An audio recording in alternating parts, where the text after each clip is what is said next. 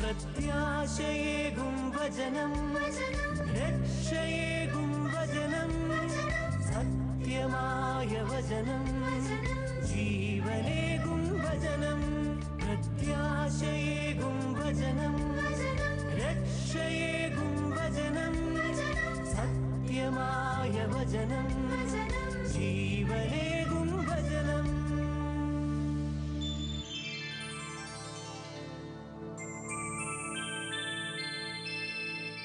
ഉപാസന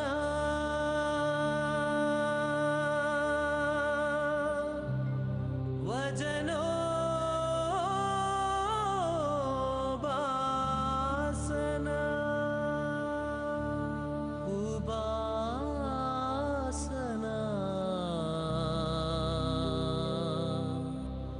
വചനോ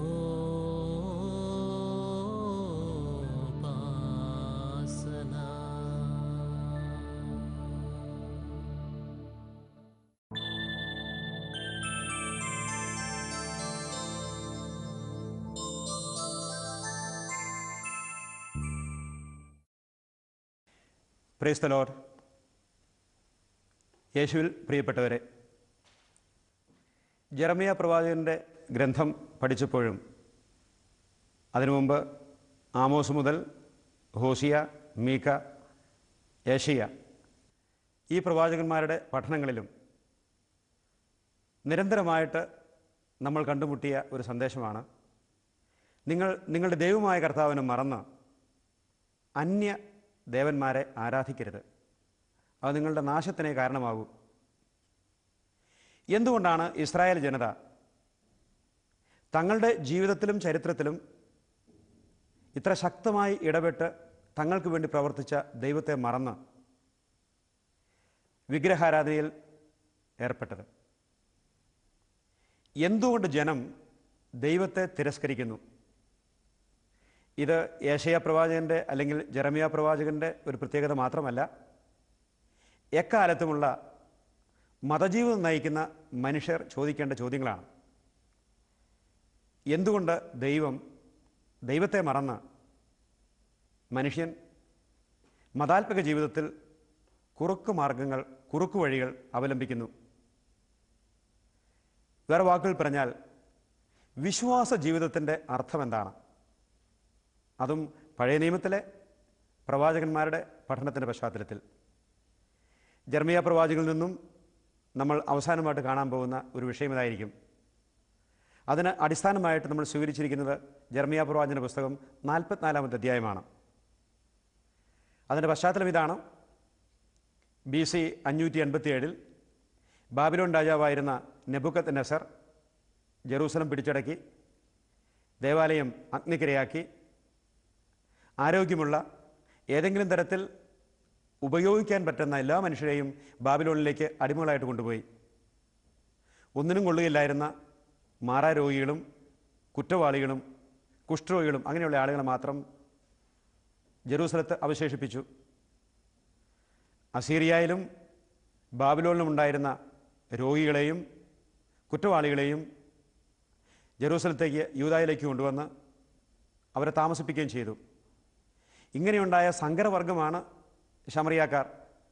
അതുകൊണ്ട് തന്നെയാണ് എല്ലാ കാലത്തും യഹൂദര് ശമറായക്കാരെ വിജാതീയ കണക്കാക്കിയിരുന്നത്. രണ്ട് തരത്തിലുള്ള ഒരു പരിഗണനയാണ് അവർക്ക് കൊടുത്തുകൊണ്ടിരുന്നത്. അപ്പോൾ ഈ സാഹചര്യത്തിൽ ജെറൂസലം ദേവാലയം അഗ്നിക്കിരയാക്കപ്പെട്ട് യഹൂദരെ ബന്ധികളായിട്ട് കൊണ്ടുപോയ ആ സാഹചര്യത്തിൽ ഗദാലിയ എന്ന് പറയുന്ന ഒരു മനുഷ്യൻ, ഒരു ഗറില്ല നേതാവ് എന്ന് വേണമെങ്കിൽ വിളിക്കാം, നെബൂഖദ്നേസർ രാജാവിൻ്റെ പട്ടാള പ്രമാണിയെ ചതിച്ച് കൊലപ്പെടുത്തി അവരുടെ പട്ടാളത്തിന് കാര്യമായ നാശനഷ്ടം വരുത്തി. സ്വാഭാവികമായും ബാബിലോൺകാരുടെ ഭാഗത്തു നിന്നും തിരിച്ചടിയുണ്ടാകും. ഈ സാഹചര്യത്തിൽ ഗദാലിയ ജെറൂസലത്ത് അവശേഷിച്ചിരുന്ന ജെറമ്യ പ്രവാചകനെയും ഒരു കൂട്ടം ആളുകളെയും കൂട്ടി ഈജിപ്തിലേക്ക് ഒളിച്ചോടി. ഈജിപ്തിൽ ചെന്നതിന് ശേഷവും ഈ ജനം വിഗ്രഹാരാധനയിൽ ഏർപ്പെട്ടിരിക്കുകയാണ്.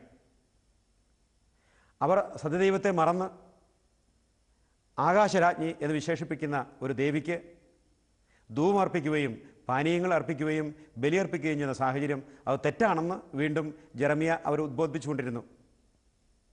പാരമ്പര്യം പറയുന്നത് ഇങ്ങനെ ജെറൂസലത്ത് നിന്നും ഈജിപ്തിലേക്ക് ബലപ്രയോഗം ചെയ്ത് കൊണ്ടുപോയ ആ കൂട്ടത്തിൽ ആളുകൾ ജെറമ്യ ഉണ്ടായിരുന്നു. ജെറമ്യ നിരന്തരം അവർക്ക് സമാധാനം കൊടുക്കാത്ത രീതിയിൽ അവരോട് സംസാരിച്ചുകൊണ്ടിരുന്നു. അവിടെ തെറ്റുകളെപ്പറ്റി അവരെ ഓർമ്മപ്പെടുത്തിയിരുന്നുകൊണ്ട് അതിൽ സഹികെട്ട് അവസാനം അവർ ജെറമ്യ പ്രവചനെ കല്ലെറിഞ്ഞ് കൊല്ലുകയാണ് ചെയ്തത്. അതാണ് പാരമ്പര്യം പറയുന്നത്. എന്തുകൊണ്ട് ഈ നാശനഷ്ടങ്ങളിൽ നിന്നും ജെറൂസലത്തിൻ്റെ നാശത്തിൽ നിന്ന് പോലും ജനം പഠിക്കുന്നില്ല? പ്രവാചകൻ അവരോട് എപ്പോഴും പറഞ്ഞുകൊണ്ടിരുന്നതാണ്, നിങ്ങൾ ദൈവമായ കർത്താവിനെ മറന്നു. കർത്താവിനെ മറക്കുന്നത് നിങ്ങൾക്ക് കഠിനമായിരിക്കും. അത് നിങ്ങളുടെ നന്മയ്ക്കല്ല, നിങ്ങളുടെ നാശത്തിനാണ്. ഇതാ നിങ്ങളുടെ നാശം സംഭവിച്ചു കഴിഞ്ഞു, ഇനിയും നിങ്ങളിത് തന്നെയാണോ ചെയ്യുന്നത്? പക്ഷേ പ്രവാചകൻ്റെ ഈ വാക്കുകൾ അധരകർണങ്ങളിലാണ് ചെന്ന് പതിക്കുന്നത്. ഈജിപ്തിൽ അന്യദേവന്മാരുടെ പുറകെ പോയി അവർക്ക് ആരാധന നൽകിയിരുന്ന ആ ജനം ജെറമ്യ പ്രവചനോട് പറയുന്ന ഭാഗം ശ്രദ്ധാർഹമാണ്. 44-ാം അധ്യായം ജെറമ്യ 44, 17 മുതൽ 18 വരെയുള്ള ഭാഗത്ത് അവരുടെ തന്നെ വാക്കുകൾ ഒന്ന് കേൾക്കുന്നത് നല്ലതായിരിക്കും. ഈജിപ്തിലേക്ക് ഒളിച്ചോടിപ്പോയ മനുഷ്യർ ആകാശരാജ്ഞിക്ക് ബലിയർപ്പിക്കാനായി പറഞ്ഞ ന്യായവാദങ്ങൾ ചരിത്രത്തിൽ എന്നും വിശ്വസിക്കുന്നവർ എന്ന് പറയുന്ന ആളുകൾ പോലും പിന്തുടർന്നു പോന്നിട്ടുള്ള ഒരു ദാർശനിക വ്യവസ്ഥയാണ്. വിശ്വാസത്തെ അവർ കാണുന്ന രീതിയാണത്. മതജീവിതത്തിൽ നിന്നും വിശ്വാസത്തിൽ നിന്നും അവർ പ്രതീക്ഷിക്കുന്ന കാര്യങ്ങളാണ് ഇവിടെ പറയുന്നത്. അതുകൊണ്ട് തന്നെ പ്രവാചകന്മാരുടെ വിശ്വാസത്തെ പറ്റിയുള്ള കാഴ്ചപ്പാട് മനസ്സിലാക്കാൻ ഈജിപ്തിലേക്ക് പോയ ഈ ജനം അവർ പറയുന്ന മറുപടി നമുക്കൊന്ന് ശ്രദ്ധിക്കാം. ജെറമ്യ പ്രവാചകന്റെ പുസ്തകം 44-ാമത്തെ അധ്യായം 17 മുതൽ 18 വാക്യങ്ങളാണ്. തങ്ങളുടെ ഭാര്യമാർ അന്യദേവന്മാർക്ക് ധൂപം അർപ്പിച്ചു എന്നറിഞ്ഞിരുന്ന പുരുഷന്മാരും സമീപത്ത് നിന്ന സ്ത്രീകളും വലിയ സമൂഹവും ഈജിപ്ത് ദേശത്ത് പത്രോസിൽ വസിച്ചിരുന്ന എല്ലാ ജനങ്ങളും ഒരുമിച്ച് ജെറമ്യായോട് പറഞ്ഞു, കർത്താവിന്റെ നാമത്തിൽ നീ പറഞ്ഞ കാര്യങ്ങൾ ഞങ്ങൾ അനുസരിക്കുകയില്ല. ഞങ്ങളും ഞങ്ങളുടെ പിതാക്കന്മാരും രാജാക്കന്മാരും പ്രഭുക്കന്മാരും യൂദാ നഗരങ്ങളിലും ജെറൂസലം തെരുവുകളിലും ചെയ്തിരുന്നത് പോലെ ആകാശരാജ്ഞിക്ക് ധൂപവും പാനീയവും അർപ്പിക്കും. അന്ന് ഞങ്ങൾക്ക് ഭക്ഷ്യസമൃദ്ധി ഉണ്ടായിരുന്നു. യാതൊരു അനർത്ഥവും തീണ്ടാതെ ഞങ്ങൾ സുഖമായി കഴിഞ്ഞിരുന്നു. എന്നാൽ ആകാശരാജ്ഞിക്കുള്ള ധൂപാർച്ചനയും പാനീയ ബലിയും നിർത്തിയത് മുതൽ ഞങ്ങൾക്ക് എല്ലാറ്റിനും വറുതിയാണ്. പടയും പട്ടിണിയും ഞങ്ങളെ വിഴുങ്ങുകയാണ്. സ്ത്രീകൾ ചോദിച്ചു, ആകാശരാജ്ഞിക്ക് ഞങ്ങൾ ധൂപവും പാനീയവും അർപ്പിച്ചപ്പോൾ ഞങ്ങളുടെ ഭർത്താക്കന്മാരുടെ അറിവ് കൂടാതെയാണോ അവളുടെ രൂപത്തിൽ ഞങ്ങൾ അടയുണ്ടാക്കുകയും ദ്രാവക നൈവേദ്യം ചൊരിയുകയും ചെയ്തത്? എന്ന് പറഞ്ഞാൽ അവരെല്ലാവരും കൂടെ ഒരുമിച്ച് ചെയ്തിരുന്ന ഒരു പ്രവൃത്തിയാണിത്. പ്രസക്തമായ ഭാഗം ഒന്നുകൂടെ ശ്രദ്ധിക്കുക. അന്ന് ഞങ്ങൾക്ക് ഭക്ഷ്യ സമൃദ്ധി ഉണ്ടായിരുന്നു. യാതൊരു അനർത്ഥവും തീണ്ടാതെ ഞങ്ങൾ സുഖമായി കഴിഞ്ഞിരുന്നു. എന്നാൽ ആകാശരാജ്ഞിക്കുള്ള ധൂപാർച്ചനയും പാനീയ ബലിയും നിർത്തിയത് മുതൽ ഞങ്ങൾക്ക് എല്ലാറ്റിനും വറുതിയാണ്. ആര് ഞങ്ങൾക്ക് ഭക്ഷണം നൽകുന്നുവോ, ആര് ഞങ്ങൾക്ക് സുഖസമൃദ്ധി നൽകുന്നുവോ അവിടെ ഞങ്ങൾ പോകും. താൽക്കാലികമായിട്ടുള്ള ലാഭം അതെവിടെ നിന്ന് ലഭിക്കുന്നുവോ ഞങ്ങളവിടെ പോകും. ഇതാണ് ഇവരുടെ വാക്കുകൾ. ദൈവം എത്ര ശക്തമായി തൻ്റെ ജനത്തെ ഇതുപോലെയുള്ള ഒരു പ്രവണതയിൽ നിന്നും പിന്തിരിപ്പിക്കാൻ ആരംഭം മുതലേ ശ്രമിച്ചിരുന്നുവെന്ന് നിയമാവർത്തന പുസ്തകത്തിൽ നമ്മൾ വായിക്കുന്നുണ്ട്. നിയമാവർത്തന പുസ്തകം 12-ാം അധ്യായം 29 വാക്യങ്ങൾ ഇസ്രായേൽ ജനത്തിനും ഒരു പരിധിവരെ നമുക്ക് ഓരോരുത്തർക്കും വിശ്വാസ വിഷയങ്ങളിൽ വന്നു ഭവിക്കാവുന്ന അപകടത്തെപ്പറ്റി ഓർമ്മപ്പെടുത്തുന്നുണ്ട്. അതാണ് നിയമാവർത്തന പുസ്തകം 12-ാമത്തെ അധ്യായത്തിൽ ദൈവം പറയുന്ന വാക്കുകൾ. കർത്താവ് മോശ വഴി പറയുകയാണ്, നിങ്ങൾ കീഴടക്കാൻ പോകുന്ന ദേശത്തുള്ള ജനതകളെ ദൈവമായ കർത്താവ് നിങ്ങളുടെ മുമ്പിൽ വെച്ച് നശിപ്പിക്കും. നിങ്ങളുടെ ഭൂമി കൈവശമാക്കി അവിടെ വസിക്കുകയും ചെയ്യും. അവർ നശിച്ചു കഴിയുമ്പോൾ അവരെ അനുകരിച്ച് വഞ്ചിതരാകാതിരിക്കാൻ പ്രത്യേകം ശ്രദ്ധിക്കണം. അന്യദേവന്മാരുടെ പുറകെ പോകുന്നത് വഞ്ചിതരാകുന്നതിന് തുല്യമാണെന്ന് കർത്താവ് മുൻകൂട്ടി പറയുകയാണ്.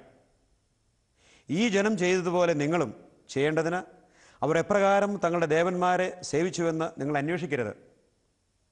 നിങ്ങളുടെ ദൈവമായ കർത്താവിനെ ആരാധിക്കുന്നതിൽ നിങ്ങൾ അവരെ അനുകരിക്കരുത്. കർത്താവ് വെറുക്കുന്ന സകല മ്ലേച്ഛതകളും അവർ തങ്ങളുടെ ദേവന്മാർക്ക് വേണ്ടി ചെയ്തു. ദേവന്മാർക്ക് വേണ്ടി അവർ തങ്ങളുടെ പുത്രന്മാരെയും പുത്രികളെയും പോലും തീയിൽ ദഹിപ്പിച്ചു. ഞാൻ നിങ്ങളോട് കൽപ്പിക്കുന്ന കാര്യങ്ങളിലെല്ലാം നിങ്ങൾ ശ്രദ്ധാലുക്കളായിരിക്കണം. ഒന്നും കൂട്ടുകയോ കുറയ്ക്കുകയോ ചെയ്യരുത്. സ്വാഭാവികമായിട്ടും നമ്മൾ ചോദിക്കാവുന്ന ഒരു ചോദ്യം, എന്തുകൊണ്ടാണ് പ്രവാചകന്മാർ ഇത്ര ശക്തമായി വിജാതീയ ആരാധനക്രമങ്ങൾ, വിഗ്രഹങ്ങൾക്കുള്ള ആരാധന അതിൽ ഏർപ്പെടരുതെന്ന് പറയാൻ കാരണം? ചരിത്രത്തിലേക്ക് അല്പം തിരിഞ്ഞു നോക്കുന്നത് നല്ലതാണ്. പ്രവാചകന്മാരുടെ കാലത്തുള്ള വിഗ്രഹാരാധനകൾ ഏറിയ പങ്കും മനുഷ്യക്കുരുതിയും ധാർമ്മികമായ ആഭാസങ്ങളും ഉൾക്കൊള്ളുന്നതായിരുന്നു. പ്രത്യേകിച്ച് ലൈംഗികമായ അരാജകത്വം. അപ്പോൾ ലൈംഗികമായ അരാജകത്വം, ഒരു തരത്തിലുള്ള ദേവദാസി സമ്പ്രദായം പോലെയുള്ള കാര്യങ്ങൾ, അതെല്ലാം വഴിയായി സമൂഹത്തിൻ്റെ അടിത്തറ ഇളകുകയാണ്. കുടുംബത്തിൻ്റെ ഭദ്രത നശിക്കുമ്പോൾ സമൂഹത്തിൽ അതിൻ്റെ പ്രത്യേകതകൾ അനുഭവവേദ്യമാകും. അതുകൊണ്ട് വിജാതീയ വിഗ്രഹങ്ങൾക്ക് ബലിയർപ്പിക്കുക എന്നത് ഒരു കല്ലിനോ അതുപോലെ രൂപത്തിൻ്റെയോ മുമ്പിൽ തലകുനിക്കുന്നത് എന്ന് മാത്രമല്ല, അതിനും അപ്പുറമായി വിജാതീയ ആരാധനക്രമങ്ങളും വിഗ്രഹാരാധനയും മുഖ്യമായും ഇവിടെ പ്രവാചകന്മാർ സൂചിപ്പിക്കുന്ന പോലെ തങ്ങളുടെ പുത്രന്മാരെയും പുത്രിമാരെയും പോലും അവർക്ക് ബലിയർപ്പിക്കുന്ന മ്ലേച്ഛമായ മനുഷ്യക്കുരുതിയിലേക്ക് നയിച്ചിരുന്നു. അതുപോലെ തന്നെയാണ് അവർ ആരാധിച്ചിരുന്ന ആ ദേവീദേവന്മാരുടെ കഥകളും അവരെപ്പറ്റിയുള്ള സങ്കല്പങ്ങളും സാധാരണഗതിയിലുള്ള മനുഷ്യരുടെ ധാർമ്മിക നിലവാരത്തേക്കാൾ താഴ്ന്നതായിരുന്നു എന്ന് മനസ്സിലാക്കാൻ സാധിക്കും. ദേവീദേവന്മാരുടെ കഥകൾ, അവരുടെ കുടുംബജീവിത കഥകൾ, അവരെപ്പറ്റിയുള്ള കഥകളെല്ലാം മനുഷ്യജീവിതത്തിൽ മ്ലേച്ഛങ്ങൾ എന്ന് കരുതുന്ന കാര്യങ്ങളോട് വളരെ അടുത്തതായിരുന്നു ഓർമ്മിക്കണം. യഹൂദ വിശ്വാസത്തിനും ഒരു പരിധിവരെ ക്രൈസ്തവ വിശ്വാസത്തിനും മറ്റ് ജനതകളുടെ ഇടയിൽ ഗണ്യമായ സ്വാധീനവും സ്വീകാര്യതയും ലഭിക്കാൻ ഇടയായ പ്രധാനപ്പെട്ട ഒരു കാരണം, അതായിട്ട് പറയുന്നത് ഏക ദൈവത്തിലുള്ള വിശ്വാസവും ധാർമ്മികമായിട്ടുള്ള ജീവിത രീതിയുമാണ്. 10 പ്രമാണങ്ങൾ ഉൾക്കൊള്ളുന്ന കാര്യങ്ങൾ, അതിൽ ആദ്യത്തേത് 3 ദൈവവുമായിട്ടുള്ള ബന്ധവും ബാക്കിയുള്ള 7 മനുഷ്യനുമായിട്ടുള്ള ബന്ധവുമാണ് പറയുന്നത്. അപ്പം കുടുംബജീവിതത്തിൻ്റെ ഭദ്രത, മാതാപിതാക്കളും മക്കളുമായിട്ടുള്ള ബന്ധം, അയൽക്കാരുമായിട്ടുള്ള ബന്ധം, സമൂഹത്തിൽ ജീവിക്കുമുള്ള ബന്ധം, അതെല്ലാം ദൈവത്തിൻ്റെ പ്രമാണങ്ങൾക്കനുസരിച്ച് മുമ്പോട്ട് കൊണ്ടുപോകാനുള്ള അനുശാസനങ്ങളാണ് അവിടെ. അതേസമയം വിഗ്രഹാരാധനയിൽ ഏർപ്പെടുന്ന മനുഷ്യരെ സംബന്ധിച്ചിടത്തോളം മനുഷ്യൻ്റെ സ്വാഭാവിക ആഗ്രഹങ്ങൾക്ക് ഒരു തടസ്സവും കൽപ്പിക്കാതെ മനുഷ്യൻ്റെ നൈസർഗികമായ വാസനകൾക്കും താല്പര്യങ്ങൾക്കും അനുയോജ്യമായ രീതിയിലുള്ള ഒരു തരത്തിലുള്ള ധാർമ്മികത. പലപ്പോഴും വിശുദ്ധ വേദപുസ്തകം മനുഷ്യൻ്റെ പ്രവൃത്തികളിൽ അരുതുകളുടെ ഒരു വലിയ നിര സൃഷ്ടിക്കാറുണ്ട്. അത് ചെയ്യാൻ പാടില്ല. അതുകൊണ്ട് തന്നെ ചിലപ്പോഴെല്ലാം വിശുദ്ധ വേദപുസ്തകം അരുതുകളുടെ ഒരു വലിയ പട്ടികയാണ് തരുന്നത് എന്ന് പറയാറുണ്ട്. സൂക്ഷ്മമായിട്ട് പരിശോധിച്ച് നോക്കുകയാണെങ്കിൽ ഇന്ന കാര്യങ്ങൾ ചെയ്യരുത് എന്ന് പറയുന്നത് ആത്യന്തികമായി മനുഷ്യൻ്റെ നന്മയ്ക്ക് വേണ്ടിയിട്ടാണ്, സമൂഹത്തിൻ്റെ നിലനിൽപ്പിന് വേണ്ടിയിട്ടാണ്, കുടുംബത്തിൻ്റെ ഭദ്രതയ്ക്ക് വേണ്ടിയിട്ടാണ്. ചരിത്രം തെളിയിക്കുന്ന ഒരു സത്യമുണ്ട്. ദൈവത്തെ നിരാകരിക്കുന്നവൻ ദൈവങ്ങളെ സ്വീകരിക്കും. ദൈവത്തെ തള്ളിപ്പറഞ്ഞെങ്കിലും ദൈവത്തിൻ്റെ സ്ഥാനത്ത് ദൈവങ്ങളെ സ്വീകരിക്കും. ആ ദൈവങ്ങളെന്ന് പറയുന്നത് ആൾ ദൈവങ്ങളാകാം, ആശയങ്ങളാകാം, ചില പ്രത്യേക വ്യവസ്ഥിതികളാകാം. തന്നെയുമല്ല, ഇങ്ങനെയുള്ള വ്യവസ്ഥിതികളുടെയും ആൾ ദൈവങ്ങളുടെയും പ്രചാരകരമായി മാറുന്നത് അവിടെ ജീവിതശൈലി പരിശോധിച്ച് നോക്കുകയാണെങ്കിൽ ചരിത്രത്തിലേക്ക് വിമർശാത്മകമായി നമ്മൾ കടന്ന് ചരിത്രത്തെ പരിശോധിക്കുമ്പോൾ മനസ്സിലാക്കുന്ന വലിയൊരു സത്യമാണ്, ദൈവത്തെ മറന്ന് ദൈവങ്ങളുടെ പുറകെ പോകുന്നവർ നാശത്തിൻ്റെ വഴിയിലാണ് നടക്കുന്നത്. ഈ ഒരു വലിയ സത്യം പ്രവാചകന്മാർ ജനത്തെ പഠിപ്പിച്ചിരുന്നു. പക്ഷെ ഒരിക്കൽ പോലും പ്രവാചകന്മാർ പറയുന്ന ഈ കാര്യം അത് ശ്രവിക്കാൻ ജനം കൂട്ടാക്കിയില്ല. പഴയ നിയമത്തിൽ മോശയുടെ മരണത്തിന് മുമ്പ് മോശ നൽകിയ എല്ലാ കൽപ്പനകളുടെയും ആകെത്തുകയായി നിയമാവർത്തന പുസ്തകം 6-ാമത്തെ അധ്യായത്തിൽ ഇസ്രായേലെ കേൾക്കുക, ക്ഷമ ഇസ്രായേൽ, അത് ഇസ്രായേലിൻ്റെ അടിസ്ഥാനപരമായ വിശ്വാസ പ്രമാണമായിരുന്നു. ഇസ്രായേലെ കേൾക്കുക, നിന്റെ ദൈവമായ കർത്താവിനെ പൂർണ്ണ ആത്മാവോടും പൂർണ്ണ മനസ്സോടും പൂർണ്ണ ഹൃദയത്തോടും കൂടി സ്നേഹിക്കണം. ഇത്ര ശക്തമായ താക്കീതാണ് പറഞ്ഞിരുന്നത്. പുതിയ നിയമത്തിലേക്ക് കടക്കുമ്പോൾ നിന്റെ അയൽക്കാരനെ നിന്നെപ്പോലെ സ്നേഹിക്കണം. അപ്പോൾ ദൈവസ്നേഹവും മനുഷ്യസ്നേഹവും ഒരേ കൽപ്പനയുടെ 2 ഭാഗങ്ങളാണ് എന്നുള്ള സത്യം പ്രവാചക പാരമ്പര്യം ഉദ്ഘോഷിച്ചിരുന്നത് പുതിയ നിയമത്തിൽ അതിൻ്റെ പൂർണ്ണതയിലേക്ക് എത്തുകയാണ്. എന്നാൽ മതത്തെപ്പറ്റിയും വിശ്വാസത്തെപ്പറ്റിയുമുള്ള വികലമായ കാഴ്ചപ്പാടിൻ്റെ പശ്ചാത്തലത്തിൽ അന്ന് ഈജിപ്തിലേക്ക് പോയ ഇസ്രായേൽ ജനം പറഞ്ഞതുപോലെ, ആകാശരാജ്ഞിക്ക് ഞങ്ങൾ നൈവേദ്യങ്ങൾ അർപ്പിച്ചപ്പോൾ ഞങ്ങൾക്കിഷ്ടം പോലെ ഭക്ഷണം ഉണ്ടായിരുന്നു, അന്ന് ഞങ്ങൾക്ക് ദുഃഖദുരിതങ്ങളൊന്നും ഉണ്ടായിരുന്നില്ല. പുറപ്പാടിൻ്റെ പുസ്തകത്തിൽ ഇസ്രായേൽ ജനം അടിമത്തത്തിൻ്റെ ഭവനമായ ഈജിപ്തിൽ നിന്നും പുറപ്പെട്ടു പോന്ന് മരുഭൂമിയിൽ കൂടി 40 വർഷം അലഞ്ഞിരിഞ്ഞ് നടന്നപ്പോൾ അവർ മന്ന തിന്നും മടുത്തു, കാടപക്ഷികളെ തിന്നും മടുത്തു. ആ സമയത്ത് അവർ പറയുന്നത്, ഈജിപ്തിലെ ഇറച്ചിക്കലങ്ങളായിരുന്നു ഇതിനേക്കാളും മെച്ചം. ഈജിപ്തിൽ ഞങ്ങൾക്ക് ലഭിച്ചിരുന്ന ഉള്ളിയും സവോളയും വെള്ളരിയും അതിനെപ്പറ്റി ഞങ്ങൾ ഓർത്തു പോവുകയാണ്, അതുകൊണ്ട് ഞങ്ങൾ ഈജിപ്തിലേക്ക് തിരിച്ചു പോകുന്നു.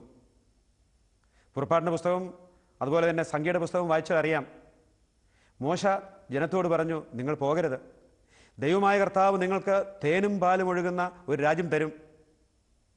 ഈജിപ്തിലെ ഇറച്ചിക്കലങ്ങളെക്കാളും ഉള്ളിയേക്കാളും വെള്ളരിക്കായത്തെക്കാളും പ്രധാനപ്പെട്ടത് ദൈവം നിങ്ങൾക്ക് തരുന്ന സ്വാതന്ത്ര്യമാണ്. ദൈവം തൻ്റെ സ്വന്തമായി നിങ്ങളെ തിരഞ്ഞെടുക്കുകയാണ്.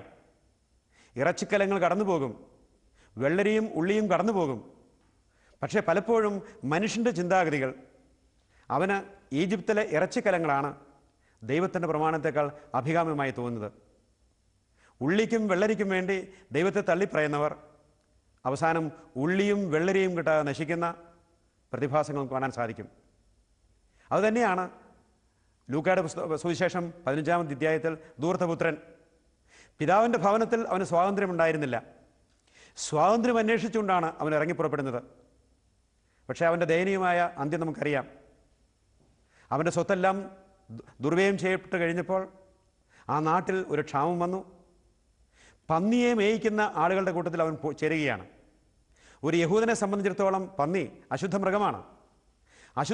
അശുദ്ധമായ ഒരു മൃഗത്തെ കാത്തു സൂക്ഷിക്കേണ്ട ഒരവസ്ഥയിലേക്ക് അവൻ തിരിയുന്നു. അവൻ സ്വാതന്ത്ര്യത്തിന് വേണ്ടി ഇറങ്ങി പുറപ്പെട്ടവനാണ്. സുവിശേഷം പറയുകയാണ്, പന്നി തിന്നിരുന്ന തവിട് പോലും അവന് കിട്ടിയിരുന്നില്ല. ദൈവത്തിൽ നിന്നും അകന്ന് സ്വാതന്ത്ര്യത്തിനു വേണ്ടി ഇറങ്ങിപ്പുറപ്പെടുന്ന മനുഷ്യൻ്റെ ചിത്രമാണ് അവിടെ. അതുതന്നെയാണ് ഈജിപ്തിലെ ആകാശരാജ്ഞിക്ക് നൈവേദ്യം അർപ്പിച്ചിരുന്ന വ്യക്തികളെപ്പറ്റി, വിഗ്രഹാരാധനയെപ്പറ്റി പ്രവാചകൻ പഠിപ്പിക്കുന്നതും.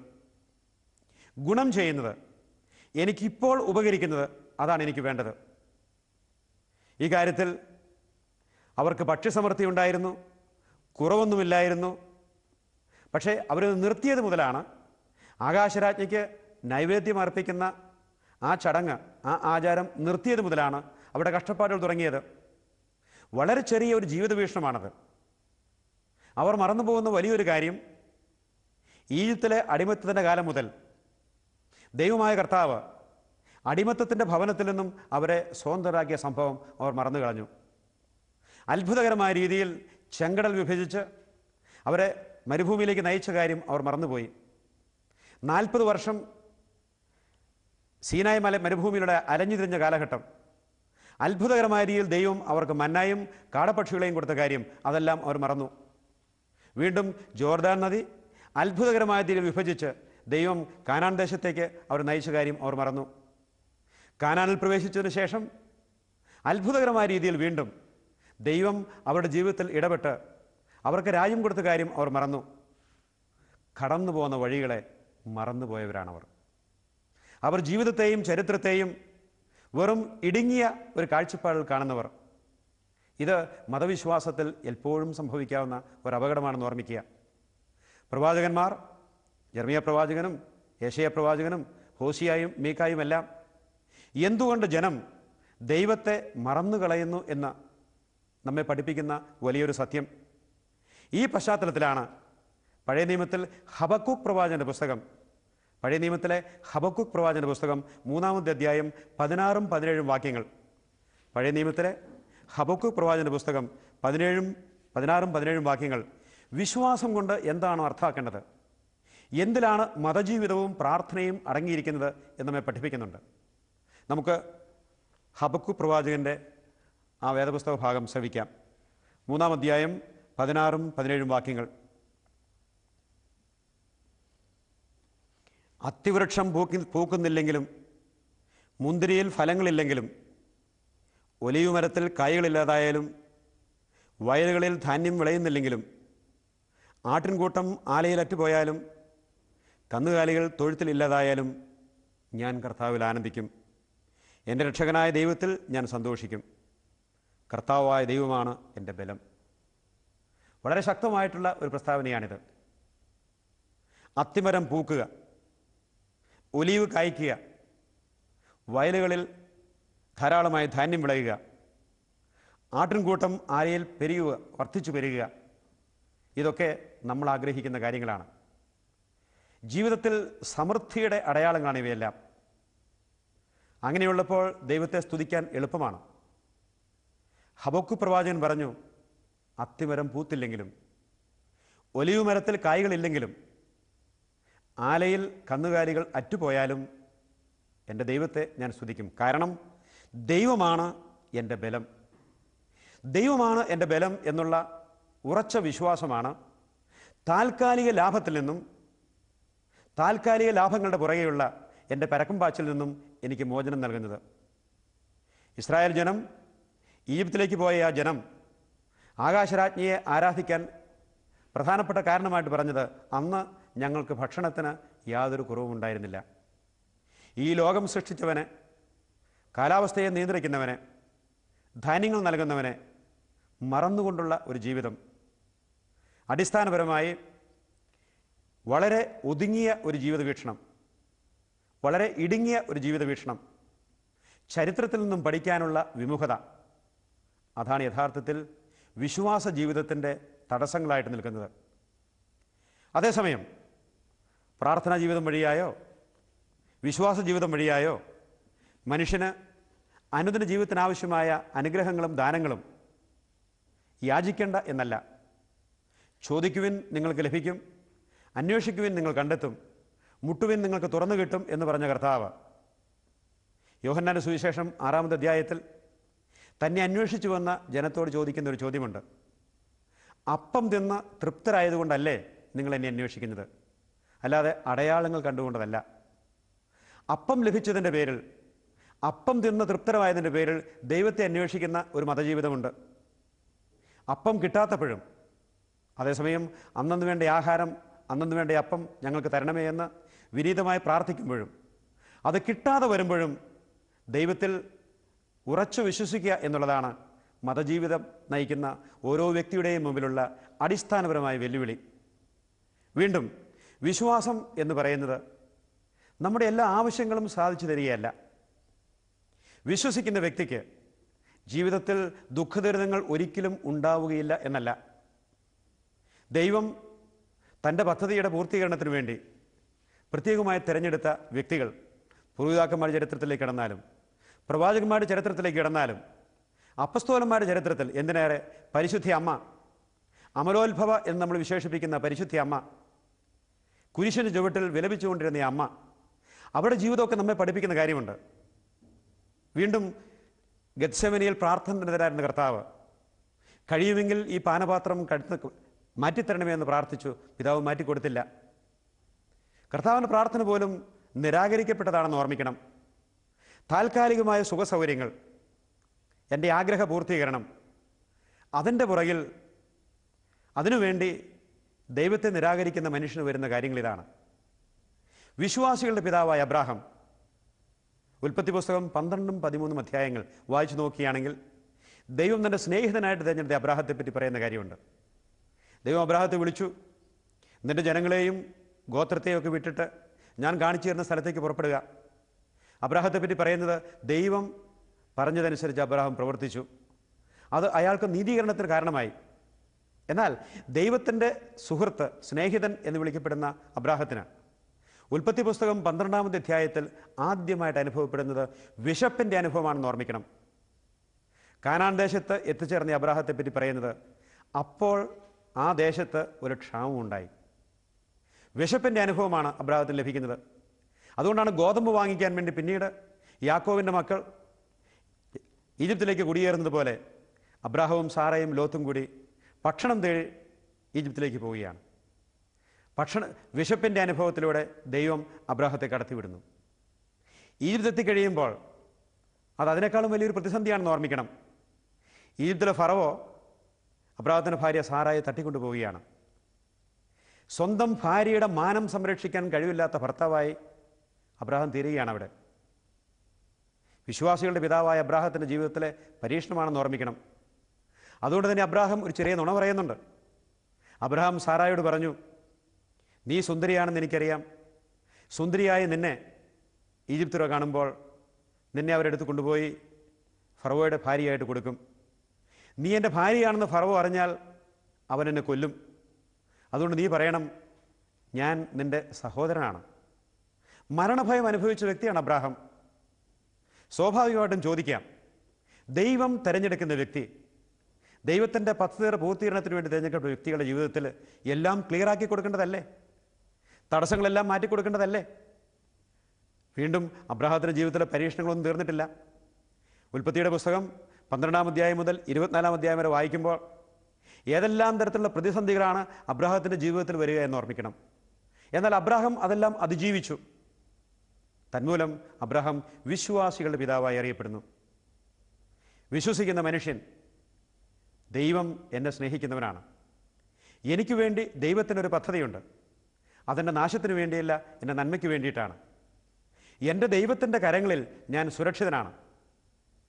ആകാശം ഇടിഞ്ഞു വീണാലും, മലകൾ ഇളകി മറിഞ്ഞാലും, സമുദ്രങ്ങൾ ആർത്തിരമ്പിയാലും എൻ്റെ ദൈവത്തിൻ്റെ കരങ്ങളിൽ ഞാൻ സുരക്ഷിതനാണ്.